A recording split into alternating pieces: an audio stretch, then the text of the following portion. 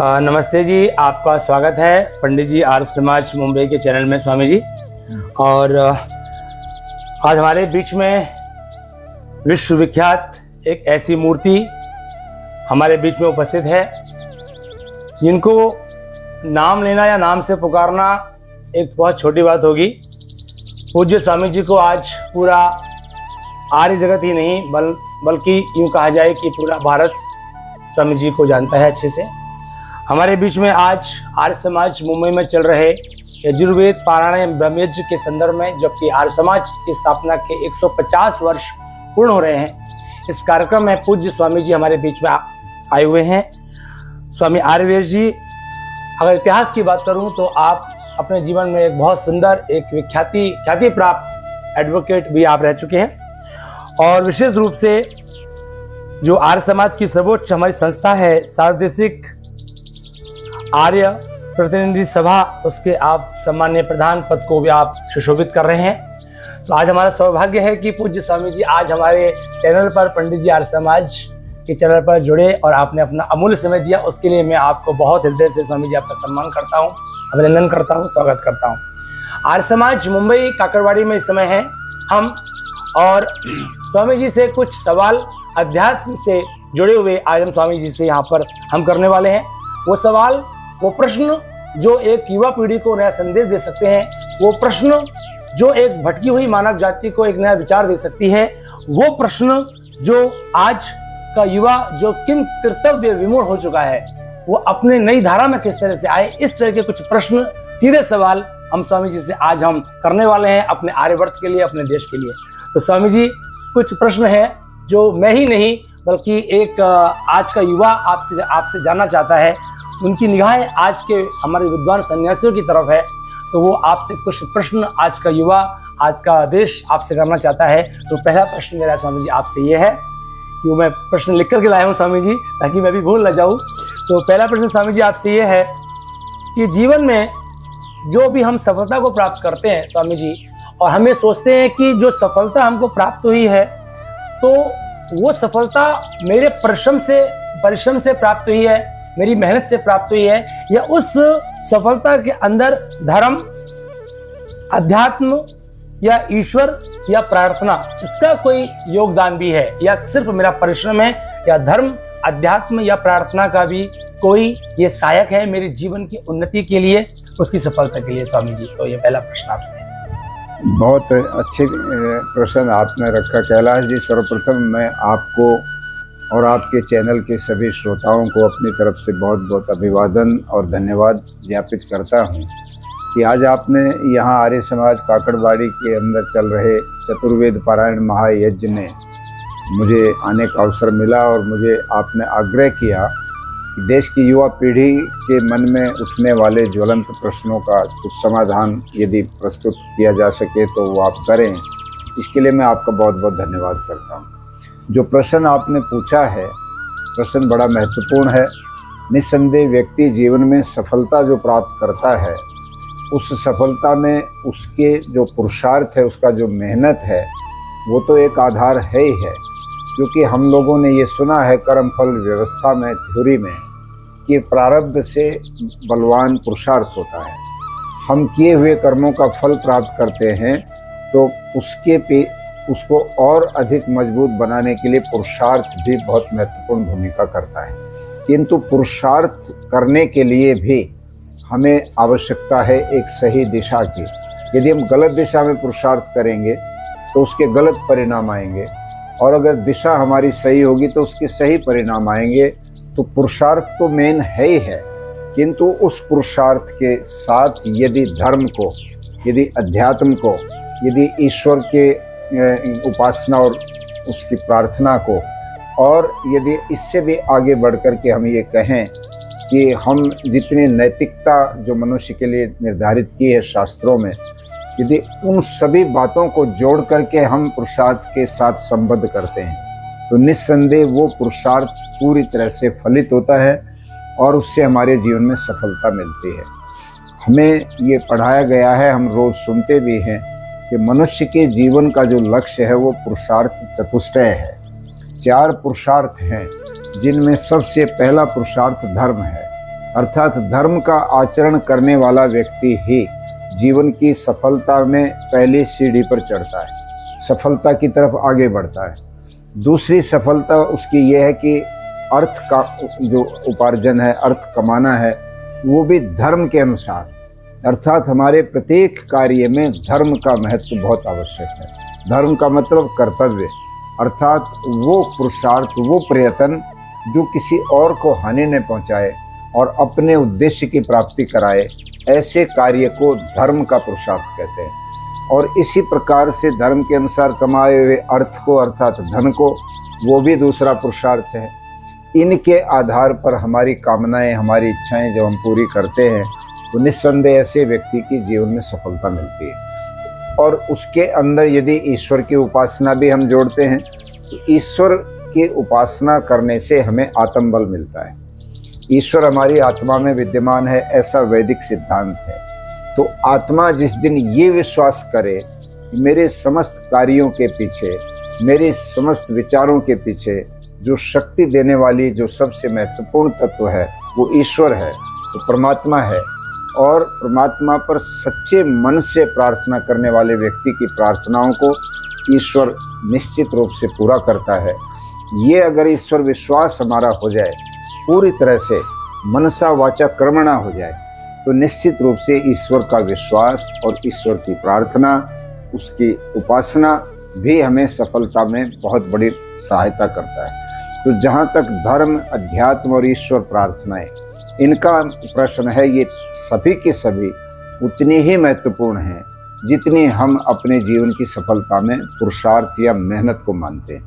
मेहनत तो एक इनके आधार पर किए जाने वाले प्रयत्न को कहते हैं। हम किसी भी कार्य को प्राप्त करने के लिए, मंजिल को प्राप्त करने के लिए प्रयत्नशील रहेंगे, और प्रयत्नशील रहने में धर्म का, ईश्वर उपासना का और अध्यात्म का, अर्थात अपनी आत्मा की उन्नति करते हुए, अर्थात अन्य लोगों के अंदर भी वैसी आत्मा को मानते हुए अगर हम चलेंगे, इतने हम पवित्र हो जाएंगे तो हमारा जीवन निश्चित रूप से सफल होगा ही होगा। और वो सफलता ही वास्तव में मनुष्य जीवन की सबसे बड़ी सफलता है। एक व्यक्ति चोरी करता है और उसमें भी प्रयत्न करने पड़ते हैं, बहुत जोड़ तोड़ करनी पड़ती है, किंतु उस प्रकार की जोड़ तोड़ करके चोरी का लक्ष्य प्राप्त करना तो जीवन की सफलता नहीं है। ठीक है, उसको चोरी में तो सफलता मिली, परंतु उसके संस्कार तो विकृत हो गए, उसके चोरी के संस्कार बन गए जी। इसलिए ईश्वर की उपासना, धर्म का आचरण, अध्यात्म का प्रवेश अपने अंदर होगा तो हमारी भीतर जो प्रवृत्तियां हैं वो हमारी पवित्र होंगी, हमारी आत्मा में अच्छे उन्नत संस्कार आएंगे, उससे ये जीवन भी और अगला जीवन भी हमारा सफल हो जाएगा। स्वामी जी, इस बात को अगर सामान्य तरीके से समझा जाए तो उसको हम ऐसा कह सकते हैं कि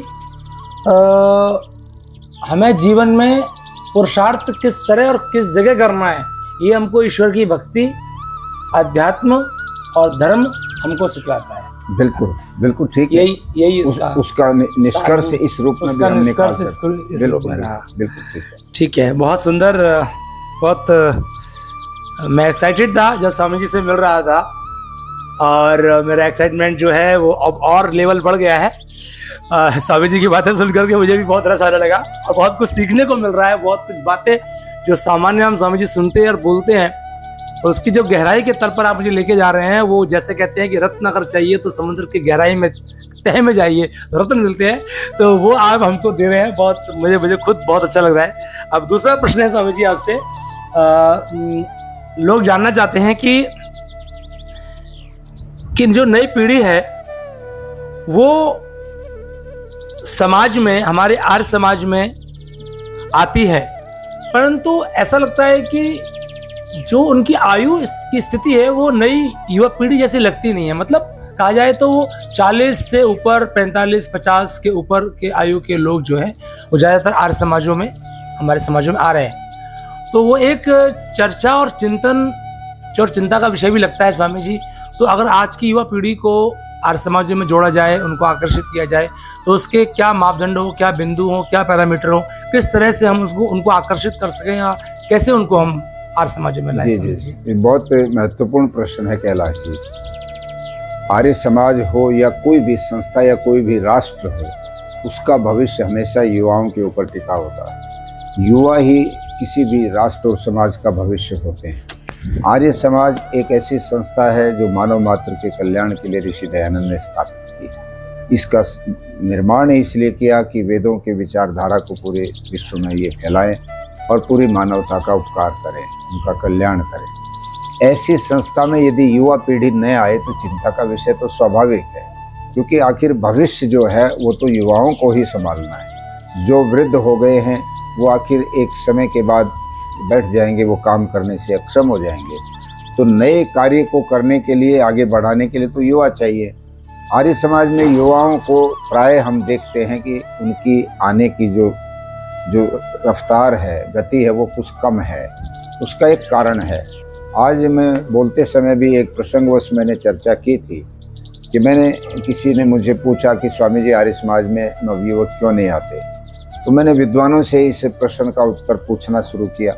एक हमारे साथी विद्वान नरेंद्र वेदालंकार जी ने बहुत ही सटीक उत्तर दिया था कि स्वामी जी, युवा वहाँ आते हैं जहाँ उन युवाओं के लिए उनके मन माफिक या उनके भावनाओं के अनुरूप प्रोग्राम होता है। या उसको दूसरे रूप में उन्होंने ये कहा कि पतंगे वहाँ आते हैं जहाँ क्षमा जलती है, अर्थात जहाँ पर क्षमा की लौ ऊपर उठती है, अग्नि जल रही है तो पतंगे भी उड़ उड़ करके आते हैं और वहाँ पर अपने प्राण दे देते हैं। देश की बलिवेदी पर जब आज़ादी का आंदोलन चला तो आर्य समाज के आह्वान पर हजारों नवयुवकों ने कुर्बानियाँ दी, क्योंकि एक बहुत बड़े राष्ट्रीय एक मुक्ति का, एक स्वतंत्रता प्राप्ति का एक मुद्दा था और एक एक व्यक्ति उसमें इतना ओतप्रोत था कि हर व्यक्ति देशभक्ति से भरा हुआ था। और नौजवान देशभक्ति से भरा हुआ वैसे ही होता है, और उसको देशभक्ति के अच्छे विचारों से प्रेरित करके कहा जाए कि आओ देश के लिए कुर्बानी दो, तो नौजवान उमड़ करके आते हैं। इसलिए उस समय आर्य समाज की जो अग्नि थी, जो समा थी, जो लौ थी, वो बहुत तीव्र थी और नौजवानों को आकृष्ट करने में सफल रही। लक्ष्य भी बहुत बड़ा था, देश की गुलामी को काटना और उसकी स्वतंत्रता को प्राप्त करना। और उसमें बहुत बड़े बड़े त्यागी तपस्वी लोग लगे थे, स्वामी श्रद्धानंद, श्याम जी कृष्ण वर्मा, लाला लाजपत राय, और उनसे प्रेरित होकर फिर शहीद आजम भगत सिंह, राम प्रसाद बिस्मिल, अनेक नौजवान उमड़ पड़े थे। तो आज वर्तमान समय में मैं ये देखता हूँ कि नौजवानों को लाने के लिए आज के सामयिक मुद्दे, आज की सामयिक समस्याएं, नौजवान जिन समस्याओं से जूझ रहे होते हैं उनको प्रमुखता से ऊपर रख करके आर्य समाज यदि युवा शक्ति का आह्वान करे कि नौजवानों आप आओ, आपके कंधों पर देश का भविष्य है और हम इस अभियान को शुरू करना चाहते हैं, इसका नेतृत्व तुम करो, तो नौजवान आएगा। ऐसी बात नहीं कि नहीं आएगा।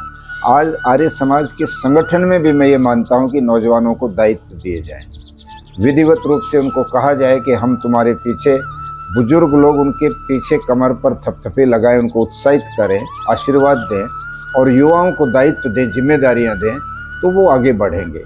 जो माता पिता अपने बच्चों को अपने रहते, अपने जीते जी अच्छे कार्य सिखाकर उनकी जिम्मेदारी नहीं देते, उन माता पिताओं को उस समय कष्ट होता है जब उनके बच्चे वो खुद बुजुर्ग हो जाते हैं और वो काम नहीं सीखने से अक्षम हो जाते, काम नहीं कर पाते।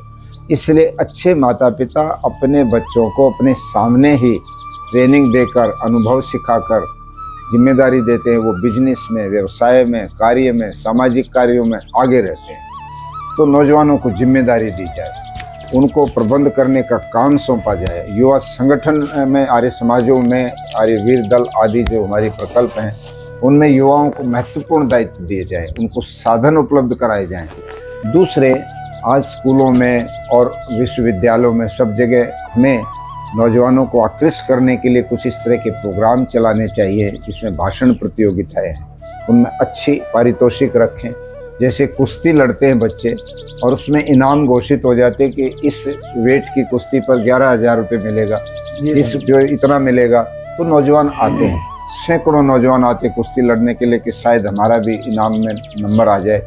तो हमें प्रतियोगिताएं करानी चाहिए, भाषण की प्रतियोगिताएं कराएं, लेख की कराएं, खेलों की कराएं, और उसमें हम अपने आर्य महापुरुषों के जीवन से संबंधित और विचार सत्यार्थ प्रकाश की प्रतियोगिताएं कराएं। तो नौजवानों को जोड़ने के लिए उनके लिए आकर्षक कार्यक्रम देने की जरूरत है। प्रत्येक आर्य समाज में एक महत्वपूर्ण विंग युवाओं को लाने के लिए सक्रिय होकर काम कर रहा है। और केवल युवा नहीं, मैं तो उसके साथ एक चीज और जोड़ देता हूँ, महिलाओं को भी साथ साथ उतना ही तेजी के साथ जोड़ने की जरूरत है जितना युवाओं को जोड़। महिलाएं आएंगी तो छोटा बच्चा उसके साथ आएगा जी। बच्चे धीरे धीरे सीख करके बड़े होते हैं और उन्हीं में से फिर कुछ अच्छे नौजवान बन करके आर्य समाज में आ जाते हैं। तो महिलाओं को भी साथ जोड़ा जाए, उनको आग्रह किया जाए कि वो अधिक से अधिक गतिविधियों में आएँ, उनकी भी प्रतियोगिताएं कराई जाए। तो कुछ आकर्षक कार्यक्रम देने से मुझे विश्वास है कि हम युवाओं को आकृष्ट करने में जरूर सफल होंगे। उनके शिविर लगें, छुट्टियों के दिनों में आवासीय शिविर लगें, 100, 200, 500 नवयुवकों को एक जगह पर इकट्ठा किया जाए, उनको योग सिखाना, उनको व्याख्यान देना सिखाना, उनको अच्छी यात्राएं करवाई जाएं। इसमें एडवेंचर की यात्राएं होती हैं। बच्चा हमेशा संघर्ष की तरफ बढ़ते हैं। नौजवान पहाड़ों पर ले जाते हैं तो बच्चे दौड़ दौड़ करके पहाड़ पर चढ़ते हैं। वो कमज़ोर काम करना पसंद नहीं करते। उनको थोड़ा सा उत्साहवर्धक कार्य सौंपो तो नौजवानों में बड़ा जोश आएगा और वो जुड़ेंगे। तो ऐसे विविध गतिविधियां हैं जिनको जोड़ने से हमारे युवाओं को जोड़ सकते हैं और इस पर आर्य समाज को बहुत गंभीरता से विचार करने की ज़रूरत है। मैं खुद युवाओं को जोड़ने में प्रति वर्ष हजारों नवयुवकों के शिविर आयोजित करवाता हूँ। व्यायाम शिक्षक हमने बना रखे हैं, योग शिक्षक बना रखे हैं, लड़कियों के कैंप लगते हैं 500-500, 1000 लड़कियों के, जिनमें आवासीय शिविर होते हैं। और उन बच्चियों में मैंने बहुत बड़े परिवर्तन देखे हैं। जो बच्चियां संध्या सुनाती हैं, जो बच्चियां व्याख्यान देती हैं, जो बच्चियां आसन प्राणायाम करके बड़ी प्रतियोगिताओं में गोल्ड मेडल लेके आती हैं, इतनी बढ़िया प्रतिभाएं आती उन शिविरों में कि हमें अचंभा होता कि ये प्रतिभाएं छिपी हुई कहाँ थी। तो ऐसे आयोजन किए जाएं जिससे तेजी के साथ लोग आएँ। जो प्रयास मैं करता हूँ आप करेंगे और दूसरे करेंगे, तीसरे करेंगे। हजारों आर्य समाज की इकाइयाँ हैं। अगर हर आर्य समाज 100 बच्चों के भी शिविर लगाए तो मैं कहता हूँ 1 करोड़ बच्चों के शिविर लग जाएंगे।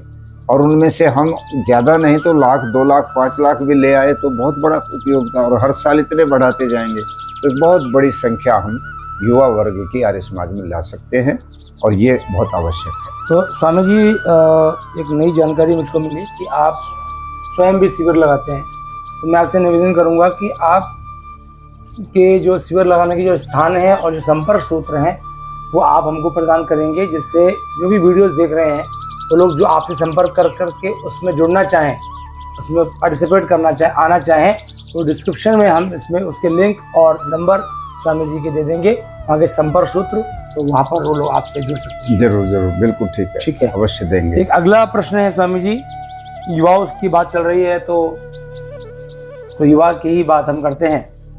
युवाओं से जुड़ा हुआ एक अगला प्रश्न है स्वामी जी कि आज का जो युवा है वो बहुत परिश्रम करता है, जिस भी फील्ड में है काम करता है, मेहनत करता है, पर उसकी जो सफलता है उसे लगता है कि मुझे इस उम्र पर, इस अवस्था पर, इतने परिश्रम के बाद इस इकाई पर, इस स्थान पर पहुंचना चाहिए। वहाँ पर पहुंच नहीं पाता। जब उसको अपनी सफलता के अनुरूप, माफ़ी चाहूँगा, जब उसको अपने परिश्रम के अनुरूप सफलता नहीं मिलती है तो युवा वर्ग जो है स्वामी जी वो तनाव में आ जाता है, अवसाद में आ जाता है। फिर वो नाना प्रकार के गलत कदम उठाने का प्रयास करता है और ये वो दुर्घटनाएं हम मीडिया के माध्यम से हम तक आती है। तो स्वामी जी ऐसा क्या हो कि तनाव में व्यक्ति ना आए अपनी उस सफलता को ना प्राप्त होने के कारण, ऐसा क्या किया जाए? ठीक है, मैं समझता हूँ कि कैलाश जी ये प्रश्न बड़ा एक दार्शनिक ढंग का प्रश्न है। मनुष्य चाहे युवा हो चाहे दूसरा भी, कोई भी अपेक्षा जब बना लेता है किसी चीज़ की और उस अपेक्षा पर वो खरा नहीं उतरता, वो अपेक्षा उसकी पूरी नहीं होती, तो उसको एक बार जरूर निराशा आती है कि ये क्या हो गया मेरे साथ, मुझे ये क्यों नहीं मिला। तो सबसे पहली तो आवश्यकता ये है कि हमें जीवन में कम से कम अपेक्षाएं जुटानी चाहिए। अपेक्षाएं मेरा कहने का अर्थ है जो भौतिक आवश्यकताएं। आज हर नौजवान भौतिकता पर बहुत अधिक निर्भर हो गया है। उसकी जीवन शैली इतनी अधिक आवश्यकताओं की बन गई है और बिना रोजगार प्राप्त हुए, बिना साधन मिले वो सारी आवश्यकताएं पूरी होती नहीं हैं। तो वो और लोगों की तुलना में फिर अपने आप को निराश महसूस करता है, और उस अवस्था में कई बार वो इस जीवन तत्व के महत्व को न समझ करके गलत दिशा में जाता है। वो डिप्रेस हो जाता है कि मेरा जीवन तो निरर्थक हो गया, मुझे अब क्या ज़रूरत है जीने की, और वो कोई न कोई गलत कदम उठाने के लिए प्रेरित हो जाता है स्वयं अंदर से। इसके लिए एक आवश्यकता ये है कि हमारे देश की शिक्षा प्रणाली में ये चीज़ अब करनी बहुत आवश्यक हो गई है कि प्रारंभ से ही बच्चों को इस जीवन का महत्व क्या है, ये जीवन मिला है, ये बहुत अमूल्य है, इसको हम आत्मघाती कदमों से नष्ट नहीं कर सकते। यदि हम कोई भी ऐसा काम जीवन में, भले ही हमको सफलता ना मिले, हम तो उस बात के पक्षधर हैं कि एक अंग्रेजी की पहले एक वो आती थी कहानी, king Bruce and the spider, कि एक मकड़ी जो है वो चढ़ती है और गिरती है, चढ़ती है और गिरती है। तो एक राजा थे ब्रूस नाम के, विदेश में यूरोप में, उनकी कहानी बना रखी है कि वो हार गए और पेड़ के नीचे वो लेटे हुए हैं। वो लेटे लेटे क्या देखते हैं, पेड़ के ऊपर एक मकड़ी चढ़ती है और जब ऊपर उसकी मंजिल उसको मिलने की होती है तो नीचे गिर जाती है। वो मकड़ी 9 बार गिरी और राजा उसको देखता रहा और उसका मन लगा रहा कि देखता हूँ कि ये सफल होगी कि नहीं होगी जी। 10वीं बार जब वो ऊपर चढ़ गई तो राजा एकदम खड़ा हुआ और उसने कहा कि एक छोटा सा ये कीड़ा, ये इतने प्रयत्न के बाद 10वीं बार अपने मंजिल को पा गया, मैं तो फिर भी अभी जीवित हूँ, एक वो राजा रहा हूँ, मैं एक ब्रेव, एक बहादुर आदमी हूँ, मैं क्यों नहीं जीत सकता। वो खड़ा हुआ, अपनी सेना को जुटाया और दोबारा अपने जो शत्रु थे उनके ऊपर विजय प्राप्त की।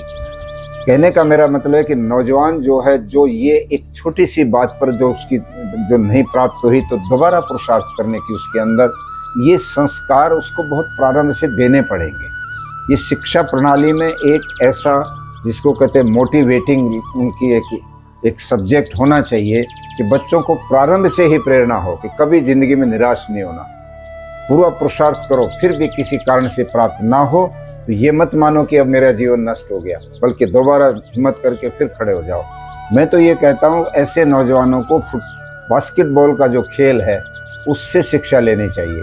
बास्केटबॉल में गेंद लेके गोल तक भागना नहीं पड़ता, तो ज़मीन में पटक पटक करके ले जानी पड़ती है। बॉल को नीचे पटकते हैं, फिर पकड़ते हैं, फिर पटकते हैं।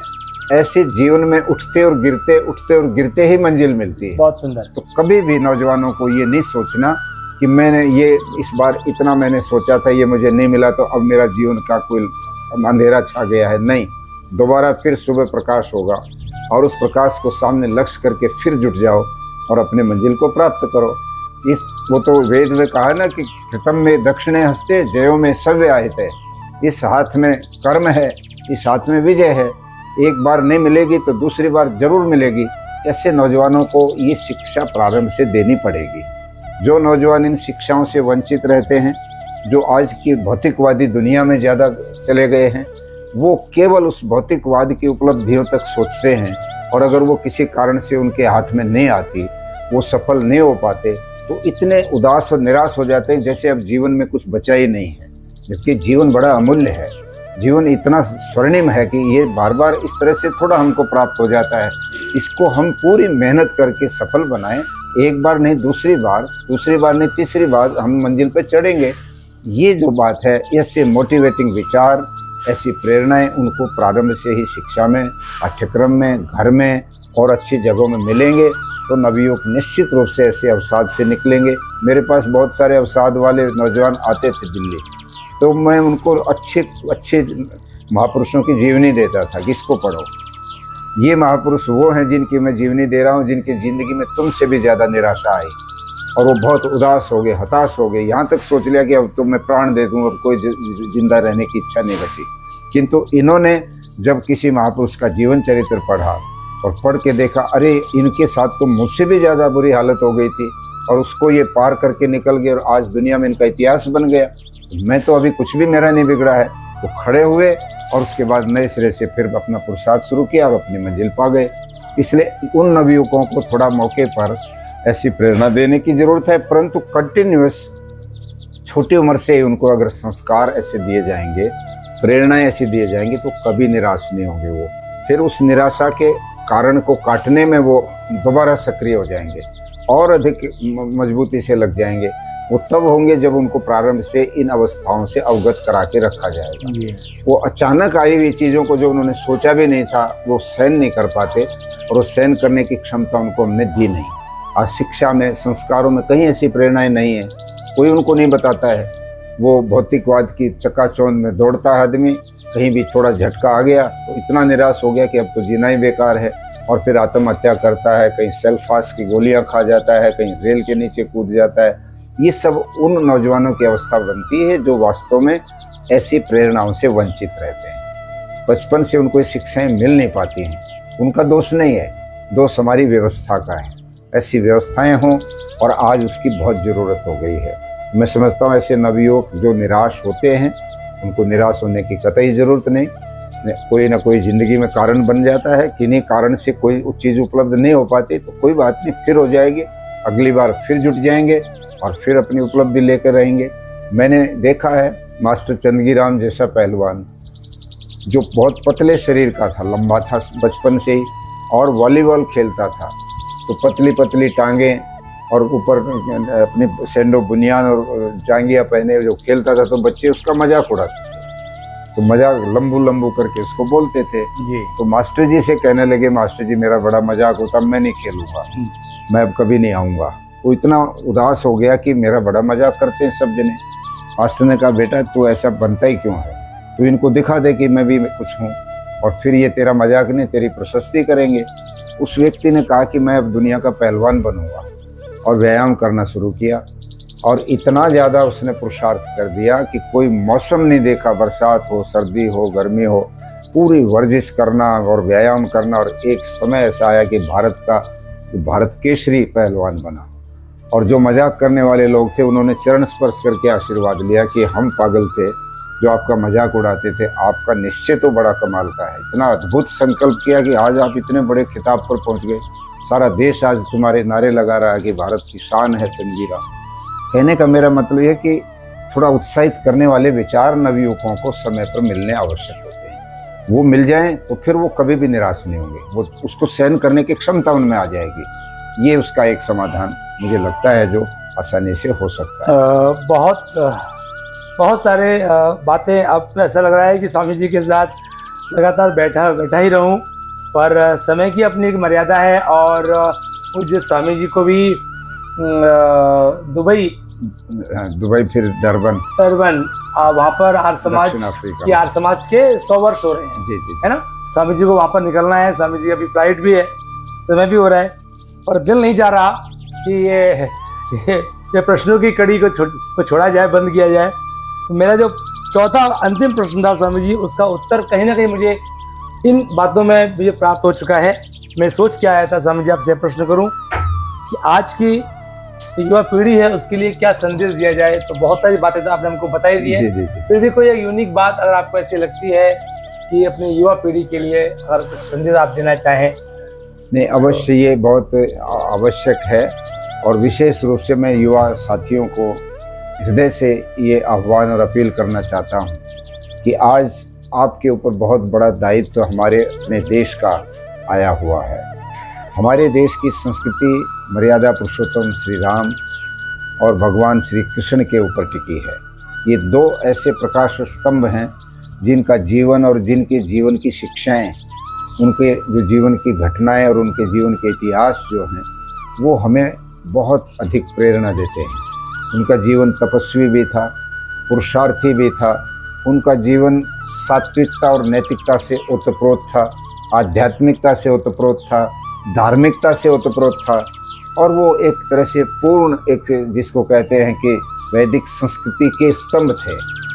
वो हमारे प्रेरणा पुंज हैं। उनके ही क्रम में महर्षि दयानंद सरस्वती से लेकर अनेक बहुत सारे ऐसे महापुरुष और जो इस धरती पर हुए जो हमारे लिए बहुत अधिक प्रेरणा का काम करते हैं।